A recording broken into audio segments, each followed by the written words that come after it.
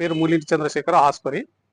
గత వైసీపీ ప్రభుత్వం 2000 పింఛన్ను 3000 చేయడానికి 5 సంవత్సరాల టైం తీసుకున్నారు.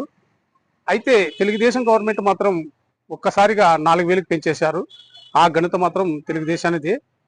అయితే అదే సమయంలో కొత్త పింఛన్లు దాదాపు 18 నెలలు 19 నెలలు అవుతున్న వితంతువులు, ఒంటరి మహిళ, వికలాంగులకు కొత్త పింఛన్లు మంజూరు చేసే విషయంలో కూడా విఫలమైంది అనేది కూడా ఆరోపణ ఉంది. కాబట్టి వెంటనే ఈ యొక్క కొత్త పింఛన్లు మంజూరు చేస్తే బాగుంటుందనేది నా అభిప్రాయం. ఎందుకంటే రాష్ట్రంలో దాదాపు ప్రతిరోజు పింఛన్లు పొందే ముసలి వాళ్ళు, ఇలాంటి వాళ్ళు రోజుకు 100 మంది చనిపోతున్నారు.